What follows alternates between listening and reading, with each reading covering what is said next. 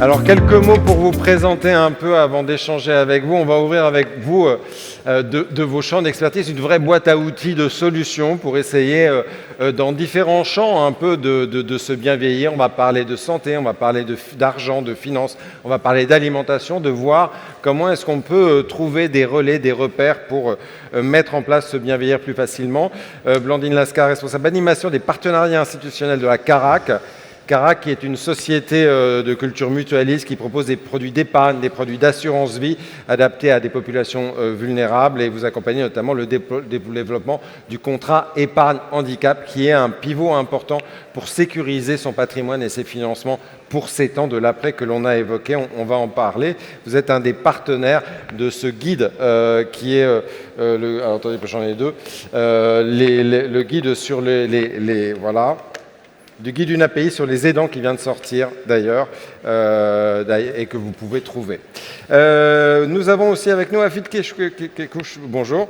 Vous êtes directeur du développement du crédit coopératif, qui est une banque du groupe BCPE, qui agit depuis plus de 30 ans auprès des populations vulnérables. C'est 65 000 associations et entreprises de l'économie sociale et solidaire. C'est 115 000 majeurs protégés parmi vos clients individuels. Et ce sont surtout des outils, ce sont surtout des solutions adaptées pour la gestion bancaire au quotidien pour ces populations que vous développez. Là aussi, partenaire du guide Handicap avancé en âge, les ressources financières, publié par l'UNAPI. Émeric Guillermo, bonjour, président de la mutuelle Intégrance, créée par et pour des personnes en situation de handicap, familles, professionnels du secteur. Une mutuelle qui gère, qui distribue des contrats collectifs individuels. On parle de prévoyance santé, on parle d'épargne, on parle de prévoyance aussi. Et la volonté de s'accorder le plus près du secteur. Vous avez des produits spécifiques pour les résidents d'EHPAD, pour les résidents d'ESAT, on va en parler. Et Michael Le Boëlec, bonjour, directeur général de Sodexo Santé Médico-Sociale, leader de la restauration collective bien connue auprès de quelques 1600 établissements dans le champ du médico-social, personnes âgées, personnes en situation de handicap, avec cette volonté à la fois de promouvoir l'autodétermination, vous en avez parlé régulièrement, des personnes concernées dans les menus et dans leur alimentation, mais aussi de travailler sur un manger bien équilibré. Et on va voir que quand on arrive dans les âges du vieillissement, c'est un véritable enjeu. Je voudrais commencer avec vous, Émeric, et regarder un petit peu justement l'enjeu de l'adaptation, de la préparation. On l'a dit, on l'a vu, c'est essentiel d'anticiper, de préparer. Et c'est essentiel d'anticiper, de préparer à tous ces endroits, la santé, l'argent, l'alimentation, mais d'abord la santé, bien évidemment. C'est pas toujours évident parce que quand on est notamment travailleur d'ESAT, qu'on se retrouve à la retraite, on se dit est-ce que ma couverture santé va changer? Est-ce que je reste sur un contrat collectif? Puisque c'était le cas dans mon établissement, est-ce que je passe sur un contrat individuel? Est-ce que je vais payer moins? Est-ce que je vais être couvert autant? Comment est-ce qu'une mutuelle comme la vôtre accompagne-t-elle ses clients à franchir ce cap du passage à la retraite? Et comment vous mobilisez vos services pour bien les conseiller, pour bien les orienter? Oui, en fait, le changement, finalement, ce changement-là, évidemment, ça expose à un risque de rupture totale dans les droits. Et c'est ce qu'il faut éviter, puisqu'il s'agit en général, évidemment, bien entendu, de personnes déjà qui sont, on pourrait dire, dites, entre guillemets, vulnérables, effectivement, parce que ce sont des personnes extrêmement volontaires et courageuses. Et donc l'idée, effectivement, c'est de mettre en place des processus où ces personnes peuvent conserver leurs droits. Et ce qui permet de faire ça, puisque ces personnes bénéficient d'un contrat collectif et que d'un coup, elles risquent de s'exposer à finalement n'être couvertes que par un contrat individuel qui, en général, est beaucoup moins avantageux pour elles, qui sera plus cher en termes de cotisation, qui sera moins efficient en termes de prestations. L'idée, c'est d'avoir une continuité. Et il y a un outil pour ça, et nous, à Intégrance, qui couvrons un tiers des ESAT quand même aujourd'hui en France, donc c'est une proportion extrêmement importante, eh bien, nous avions mis en place un système qui s'appuie sur la loi E20, qui permet de conserver en fait à la fois un niveau de remboursement, ce qui est extrêmement important, et d'avoir des cotisations qui peuvent être plafonnées en vertu de la loi E20, et donc d'éviter une rupture absolue dans les droits, et de créer une continuité. Ça, c'est le premier point. Le deuxième point, c'est l'idée d'essayer de ne pas augmenter les tarifs au maximum, évidemment, pour qu'il n'y ait pas un décrochage et une démutualisation des gens, ce qui est le risque absolu. C'est-à-dire qu'à un moment donné, les personnes, quand elles s'aperçoivent que leurs cotisations sont trop élevées, elles n'ont plus les moyens de cotiser. et là elles n'ont plus accès à une mutuelle de santé, ce qui n'est pas dramatique parce qu'on ne se rend pas compte des conséquences, mais en particulier en termes d'hospitalisation, cela peut être catastrophique. Et donc, en particulier, on a créé des produits spécifiques, en particulier un produit qui s'appelle Agile Santé EHPAD et qui permet, pour les plus de 80 ans, qu'il n'y ait pas d'augmentation des tarifs et en même temps qu'il n'y ait pas de discrimination par l'âge. Le discours mutualiste ancien était de dire mutualiser, c'est ne pas discriminer. Et vous savez qu'au fil du temps, ça a beaucoup évolué du fait de contraintes, en particulier de la concurrence assurantielle, puisque la France n'a pas été capable de distinguer en fait le mouvement mutualiste d'un côté d'un mouvement purement assurantiel. Et en même temps, les mutuelles ont résisté en essayant de créer, en fait, d'éviter cette discrimination par l'âge, et c'est ce que fait Intégrance avec ce contrat-là. Vous avez une offre prévoyance collective spécifiquement dédiée aux ESAT et aux personnels travailleurs d'ESAT. Qu'est-ce qu'elle apporte de spécifique et comment elle aide aussi à préparer cet après ? Alors en fait, cette prévoyance, effectivement, elle est destinée, en fait, en cas d'arrêt de travail, de maintenir en fait une rémunération, hein, puisque dans les ESAT, il y a une part qui est prise par l'État et puis une part qui est prise par les ESAT, et de faire en sorte qu'à la fois la personne soit aidée, pour qu'elle ait accès effectivement à une aide de l'État qui est que les ESAT soient aidés aussi, hein, il ait accès à une aide de l'État, et puis en même temps pour que en fait dans le cadre du capital d'essai, en fait, un majeur protégé puisse souscrire à un capital d'essai dans le cas d'un contrat collectif, ce qui n'est pas du tout le cas, en fait, puisque vous savez que dans le cas d'un contrat individuel, ce n'est pas possible, puisqu'il s'agit de protéger le majeur et donc de ne pas le faire s'engager sur le futur. Et enfin, on a prévu en fait cette possibilité donc dans le cas de contrat collectif, ce qui évidemment rassure les familles, puisque les familles, en fait, que se passera-t-il au moment effectivement du décès? C'est aussi non seulement une protection des personnes en situation de handicap, mais c'est aussi une protection des familles et donc de l'entourage de la personne, et ça c'est extrêmement important parce que souvent finalement on pense moins aux familles qu'aux personnes elles-mêmes. Un dernier mot rapide, vous avez conçu un produit en partenariat avec la Carac et donc votre voisine Blandine, qui est véritablement un contrat d'assurance vie et de couverture que vous portez, et Carac et Mutuelle Intégrance. Un petit mot là-dessus sur l'enjeu de ce partenariat et de ce produit partagé? Oui, nous distribuons un contrat qui s'appelle le contrat Carac C-Pro et qui permet aux parents d'enfants handicapés de préparer leur succession et qui permet aussi aux personnes handicapées de se constituer en fait une épargne. Dans le cadre effectivement d'une fiscalité qui est une fiscalité avantageuse, puisque, comme vous le savez, le risque lorsqu'on constitue une épargne, c'est de perdre des droits sociaux et de se mettre en situation de vulnérabilité. Autrement dit, l'économie que l'on fait d'un côté, on la perd grandement de l'autre. Et ce système qui est logé dans un système d'épargne handicap, permet de ne pas perdre justement les droits sociaux. Mais je vais laisser la parole à ma voisine. Oui, justement, Blandine. Qui justement est... On va en parler avec vous. Je le disais, dans cette boîte à outils, il y a la santé, comment on est couvert sur les risques de santé qui vont s'accroître avec l'âge. Il y a le patrimoine et ses clés, parce que quand on arrive à la retraite, il faut préserver un patrimoine pour financer. On a des risques de perte de pouvoir d'achat qui se jouent.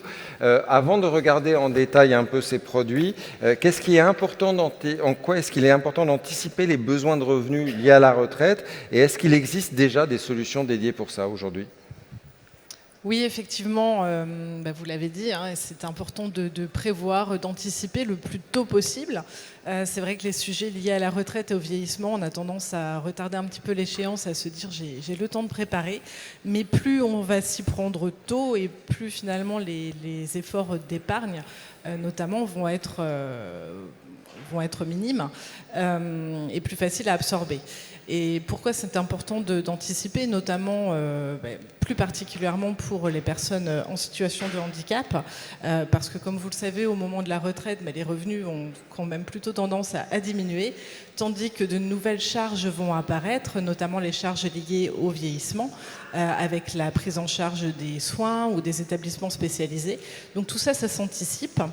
Et parmi les différentes solutions qui existent, on a effectivement le cas de l'assurance vie épargne handicap. Donc l'épargne handicap, c'est une option fiscale, effectivement. Qu'est-ce que ça apporte, ce contrat épargne handicap dont on parle beaucoup, hein, on entend beaucoup parler? Oui, le contrat épargne handicap, en fait, c'est un contrat d'assurance vie donc qui permet de se constituer un capital, et ce, quelle que soit sa capacité d'épargne, et puis d'obtenir également une rente viagère au moment de la retraite, voire même avant, puisque certaines rentes sont accessibles à partir de 50 ans. Et puis, petite cerise sur le gâteau aussi, c'est que cette épargne handicap est compatible avec la plupart des aides sociales. Donc ça, c'est aussi un atout non négligeable. Et il a des avantages fiscaux en plus, donc c'est véritablement un produit assez attractif et une solution qui existe. À partir de là, comment est-ce que vous, votre structure, Carac, accompagne là-dessus justement les personnes pour les orienter vers le bon produit, la bonne solution, et pour qu'ils puissent s'approprier justement ces solutions de patrimonialisation? Oui, effectivement, c'est important de bien connaître ce qui existe. C'est vrai que c'est quand même assez complexe, hein, les mécanismes existants pour anticiper le vieillissement, pour préparer sa retraite. Et donc à la Carac, on essaye de transmettre une information la plus claire, la plus accessible possible. Déjà de deux façons. D'une part, c'est vrai que nous, on a un réseau de conseillers mutualistes qui ont été spécialement formés aux problématiques et aux besoins spécifiques des familles de l'UNAPI, des personnes en situation de handicap, et de leurs aidants, en fait, d'une manière générale. Donc, lors d'échanges individuels, en fait, ils vont aller étudier la situation pour adapter le conseil et aider ces personnes à choisir la solution qui leur conviendra le mieux. Et puis d'autre part, il faut savoir aussi qu'à la Carac, on a une équipe dédiée à ce partenariat avec l'UNAPI. Et donc on travaille vraiment main dans la main avec les associations que je profite d'ailleurs pour remercier les associations avec lesquelles on travaille, parce qu'en fait on est vraiment aux côtés de ces assos dans leur démarche d'information des familles qu'elles accompagnent. Et ça se traduit par exemple par la mise en place de réunions d'information sur les thématiques clés comme la transmission du capital, l'épargne, la constitution d'un revenu complémentaire. Et lors de ces sessions d'information, on va vraiment veiller à ce que cette info soit très très accessible, très claire, afin que chacun puisse s'approprier les différentes solutions. Ce qu'on disait tout à l'heure, c'est est-ce que justement les acteurs de la retraite peuvent être présents en amont aussi pour donner des informations? La Carac, vous essayez d'être présent dans des établissements aussi pour faire des ateliers, pour évoquer, pour parler, pour donner des informations et permettre l'anticipation de ces droits. Un petit mot rapide sur ce partenariat avec Intégrance. En quoi est-ce qu'il est important pour vous et en quoi est-ce qu'il permet finalement pour ces personnes de sécuriser cette transition sur les différents aspects, le patrimoine, la santé, enfin d'avoir une vraie approche globale? Alors effectivement, ce partenariat avec Intégrance, vous l'avez dit tout à l'heure, c'est vrai que c'est quand même un élément clé pour les personnes en situation de vulnérabilité, en situation de handicap ou sous mesure de protection juridique. Parce que par le biais de ce partenaire, en fait, les personnes peuvent avoir un interlocuteur unique qui va leur apporter des solutions vraiment adaptées en matière d'épargne, en matière de santé ou encore de prévoyance. Donc c'est un peu un guichet unique, si je peux me permettre. On voit les enjeux en termes de santé, on voit les enjeux en termes de patrimoine, ils sont essentiels. On va continuer à ouvrir cette boîte à outils et toutes ces solutions de bien vieillir qu'elle comporte. Il y a un enjeu clé qui revient beaucoup, c'est prendre soin de soi. Et c'est essentiel pour préparer ces temps de l'après, et se prendre soin de soi, il commence aussi par la manière dont on va s'alimenter, bien s'alimenter pour les temps qui vont venir. Et on sait que c'est pas toujours facile, notamment en établissement où on a des phénomènes avec l'âge qui vont se renforcer de dénutrition où on va plus avoir envie de manger, on va avoir moins d'appétit, moins de plaisir, moins de goût. C'est un sujet sur lequel vous pensez beaucoup chez Sodexo aujourd'hui, à travers les établissements que vous accompagnez. On va voir comment, mais avant, comment est-ce que vous évaluez, comment est-ce que vous regardez aujourd'hui l'amplitude et l'évolution de ce phénomène de dénutrition dans les établissements? Alors, la dénutrition, c'est vraiment un problème de santé publique. En France, évidemment, c'est un phénomène qui touche les personnes fragilisées, les personnes âgées en premier lieu, mais aussi les personnes handicapées et encore plus les personnes en situation de handicap âgées. Donc, quelques chiffres. En France, les études montrent que 4 à 10% des seniors qui vivent à domicile souffrent de dénutrition. Lorsqu'on regarde en EHPAD, c'est plus de 30%. Plus de 30% des résidents en EHPAD qui ont des problèmes, qui sont dénutris. Le monde du handicap n'est pas épargné, hein, vous le savez. Les personnes polyhandicapées sont confrontées aussi à la dénutrition. 2/3 d'entre eux sont confrontés à ce phénomène. Alors aujourd'hui, effectivement, c'est le thème de la journée, on observe effectivement un vieillissement dans les établissements de personnes en situation de handicap qui fait que naturellement, ce sujet de dénutrition devient prégnant. Alors, ce phénomène de dénutrition, il touche les personnes âgées. Pourquoi ? Il y a plusieurs facteurs. Effectivement, le vieillissement, vous l'avez dit, entraîne une certaine perte d'appétit. Mais il y a d'autres facteurs. Il y a des problèmes de mastication, de déglutition, des phénomènes aussi de perte de mobilité, et puis les phénomènes cognitifs aussi, qui sont des facteurs aggravants et qui vont effectivement créer des sources de risque de nutrition. Alors la dénutrition, c'est simple, hein, c'est le fait que les apports alimentaires ne couvrent pas les besoins nutritionnels de la personne. Alors la conséquence, c'est la perte de poids, mais pas que, c'est surtout la perte de masse musculaire de muscles. Et cette perte de masse musculaire, en fait, entraîne une dégradation du système immunitaire. Et donc dégradation du système immunitaire, perte d'énergie, et puis en cascade, augmentation des vulnérabilités, risque d'infection, de chute, etc. Donc c'est pourquoi la dénutrition, c'est vraiment un combat. Quelque chose sur lequel il va falloir être encore plus vigilant chez les personnes âgées en situation de handicap, qui a un impact direct sur leur qualité de vie, sur le plaisir à table et la perte d'autonomie aussi. Donc c'est pour ça que Sodexo s'est emparé aussi du sujet et propose un certain nombre d'actions pour lutter. Parce que le sujet est connu depuis longtemps et souvent on a comme solution, puisque la mastication est compliquée, on va faire on va mixer les aliments. Donc on mixe les aliments. Puisque les gens mangent moins, on va hyperprotéiner un certain nombre de repas. Et vous dites non, il faut aller au-delà, ailleurs, il faut travailler sur des solutions qui permettent d'individualiser le repas, que la personne ait l'impression de retrouver un vrai lien, parce que ces mixages peuvent créer quelque chose d'un peu dénaturant, un peu sur le temps du repas et la nature du repas, et puis retrouver du plaisir, du goût dans ce qu'on mange et dans le fait d'aller manger. Comment est-ce que vous travaillez à ça ? Alors, pendant beaucoup d'années, on a travaillé sur comment améliorer les textures simplifiées, mixées. On a fait beaucoup de progrès sur le sujet. Mais en fait, depuis 10 ans maintenant, on a commencé à s'intéresser au pourquoi.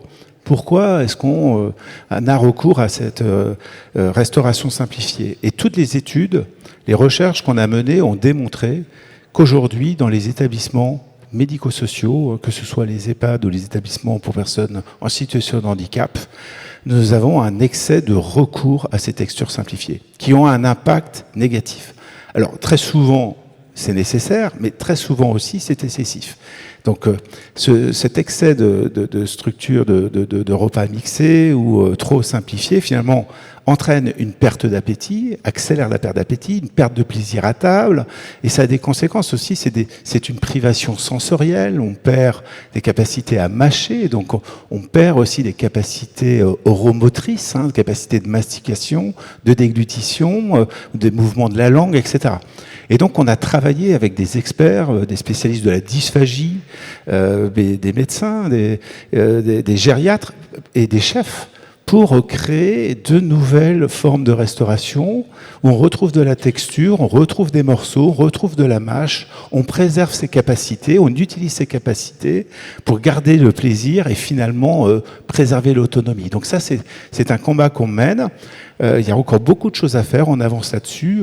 On travaille aussi sur le fait d'individualiser beaucoup plus les repas. Alors ça passe effectivement par le choix, ça passe aussi par la prise en compte des goûts, et puis tout le travail que j'évoquais sur la prise en compte des capacités des uns et des autres, avec des diagnostics beaucoup plus approfondis, en collaboration avec les soignants, les équipes médicales, pour adapter la bonne prescription et proposer la bonne solution individuelle. Ça, c'est l'autre aspect un peu de ce que vous développez. Vous avez un réseau d'une quinzaine de conseillers nutritionnistes qui vont au-devant des équipes pour essayer de voir, non pas la nutrition, mais là où il y a les cas les plus compliqués, et essayer d'agir auprès des situations les plus difficiles, en lien, en partenariat avec les équipes des établissements. Comment vous mettez ça en place? Alors, effectivement, notre réseau de responsables nutrition et de diététiciennes sont vraiment intégrés sur les établissements pour travailler avec les équipes soignantes, les équipes de cuisine, avec un regard particulier sur les personnes qui rencontrent des problèmes de dénutrition. Donc, on a créé un dispositif qui s'appelle Suivi NUT, où il y a vraiment un suivi individualisé et renforcé de ces personnes, en collaboration avec les équipes soignantes et médicales. Et on va aller vers une personnalisation du repas, véritablement réfléchir aux enrichissements naturels, à l'équilibre nutritionnel, pour améliorer la situation. Donc, on a travaillé avec beaucoup d'établissements, je pense notamment à d'API, Vendée, Aria Vendée, ou bien la Ligue Havraise et beaucoup d'autres, et avec des résultats probants. C'est-à-dire que les établissements sur lesquels on a vraiment mis en place ce suivi NUT, ça a permis de réduire de 50% les situations de dénutrition sévère. On a amélioré de 55% les personnes qui étaient dans un état nutritionnel normal, et on a aussi réduit significativement les problèmes d'obésité. Donc c'est vraiment des résultats probants. Et la coopération est toujours très fertile. D'ailleurs, ça permet de montrer qu'il y a en effet, vous voyez des phases en fait où la dénutrition va venir, notamment, bizarrement, l'entrée en EHPAD. C'est un moment qui peut être un peu traumatisant et compliqué pour la personne. Et on peut avoir, alors que la personne n'est pas forcément très âgée, des phénomènes de dénutrition qui vont se jouer à ce moment-là. Dans notre boîte à outils, on voit l'alimentation, on voit la santé, on a vu le patrimoine.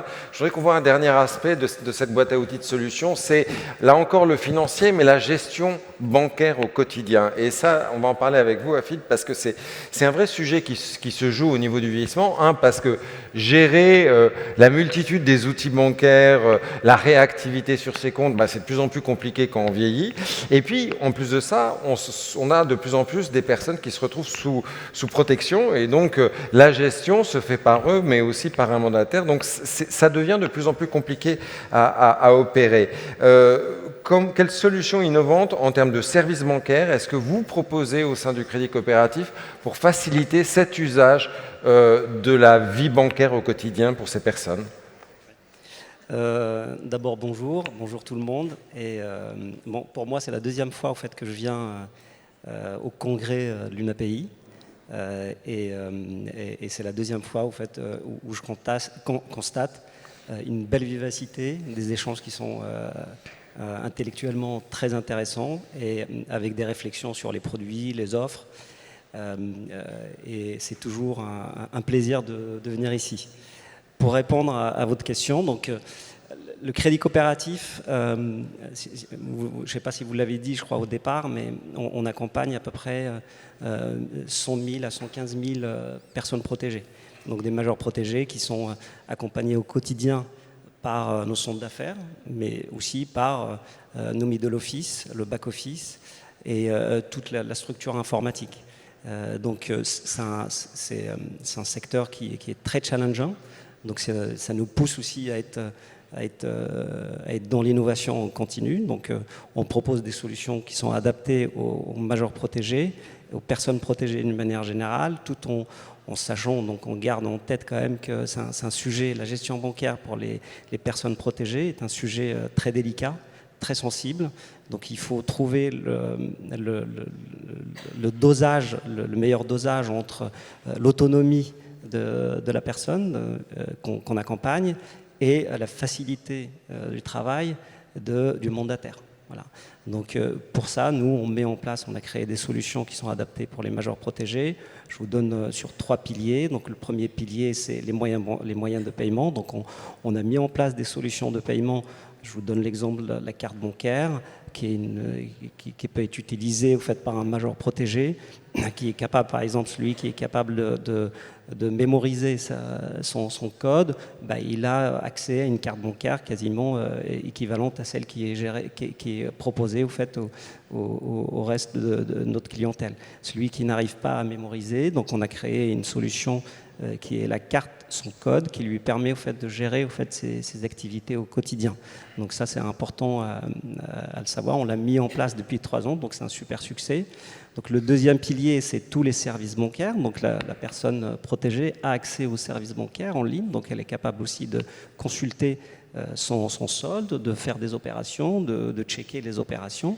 Et le troisième, le dernier, c'est la plateforme. Donc on a une plateforme avec accès à distance qui permet à la fois aux majors protégés, mais aussi aux mandataires, de pouvoir gérer, suivre en fait les transactions, sécuriser les transactions, intervenir au bon moment, parce que ce sont des opérations qui sont suivies en temps réel. Et c'est très important, et vous l'avez dit, sur cette plateforme, il y a la personne protégée, major protégé, et aussi le mandataire qui peut être là, et parce que c'est vraiment un jeu où il faut fonctionner à plusieurs, et vous vous positionnez d'ailleurs beaucoup comme tiers de confiance vis-à-vis aussi de ceux que sont les mandataires qui ont une gestion des comptes à assurer, ce qui n'est pas toujours évident, et vous avez créé un service Tutelle Access pour ça. Est-ce que vous pouvez nous en dire quelques mots, et en quoi il facilite aussi le travail pour ceux qui sont les mandataires, qui accompagnent aussi? Oui, tout à fait. Donc, on l'avait dit, le Crédit Coopératif accompagne 115 000 personnes protégées. Il faut savoir que les 115 000 sont gérés par des mandataires et donc il y a 95% de notre clientèle qui est gérée par des associations.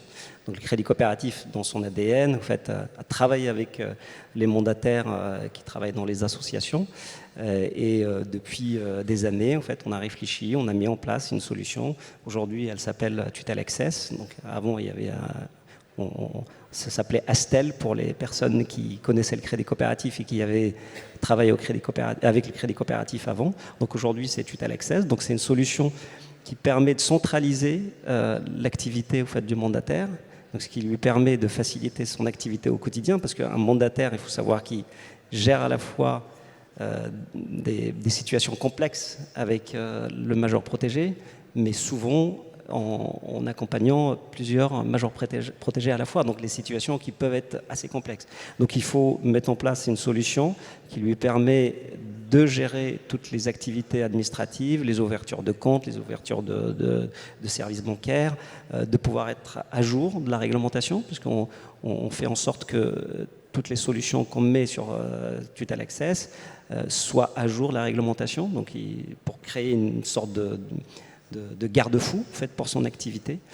Et ça lui permet en fait, de gagner du temps et d'aller un peu, de faire gagner un peu plus en autonomie le major protégé. Un dernier mot sur une initiative qui est assez étonnante et remarquable que vous mettez en place, qui est la volonté d'avoir une ouverture pédagogique pour que les personnes concernées puissent mieux comprendre ce qu'est la culture bancaire et ce que sont les services bancaires. Pour ça, vous avez développé des fiches, un certain nombre de fiches pratiques très pédagogiques, traduites en FALC, pour que tout à chacun puisse s'approprier les usages et la réalité de ce que sont les services bancaires. Qu'est-ce que c'est et comment ça va se diffuser ? Alors, ce point, c'est un sujet très complémentaire. Donc, quand on veut travailler l'autonomie de la personne protégée, quand on veut faciliter le travail des mandataires, on doit créer des outils, bien évidemment, sinon ça ne marchera pas.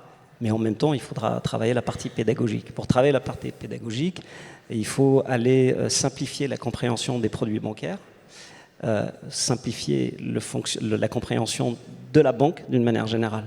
Donc pour simplifier la compréhension des produits bancaires, le Crédit Coopératif a travaillé sur des fiches qui sont des fiches avec en FALC, ce qu'on appelle FALC, donc facile à lire, facile à comprendre. Donc c'est un sujet qu'on porte aussi avec l'UNAPI, avec le réseau de l'UNAPI. On a travaillé sur des fiches en partenariat avec des travailleurs sociaux des AT. Je ne sais pas si la DPI Haute-Pyrénées est là, mais on a travaillé aussi avec eux donc pour réaliser plusieurs fiches, donc des fiches qui s'adressent au fonctionnement des moyens bancaires et au fonctionnement, par exemple, de l'alerte SMS. Certaines FALC, certaines fiches proposent aussi une initiation à la gestion financière, donc à la gestion de patrimoine. Mais il y a un sujet encore beaucoup plus important qui est celui du mode d'emploi de la banque. Donc c'est un sujet qui permet à tout un chacun, donc en priorité bien évidemment les majeurs protégés, de comprendre le fonctionnement de la banque d'une manière générale, pas seulement le crédit coopératif. Donc ça permet au fait de faire bénéficier au fait ce point-là à une majorité des Français, et faire en sorte que, avec cette compréhension-là, le major protégé gagne en autonomie et avance aussi dans sa gestion quotidienne de ses moyens bancaires. C'est une vraie appropriation d'une culture bancaire et qui est pensée à la fois de manière accessible, puisqu'en FALC, puisqu'elle va être disponible via une API de manière assez élargie, on peut la trouver déjà sur le stand, et agnostique, c'est-à-dire que ce n'est pas que pour les usagers du crédit coopératif, c'est pour tout un chacun dans sa vie bancaire et d'avoir une culture bancaire adaptée et dans son processus d'autonomisation. Donc c'est une initiative qui est assez intéressante aussi. Je vous remercie en tous les cas, tous les quatre, pour cette boîte à outils que vous nous avez ouverte. On peut vous applaudir très chaleureusement.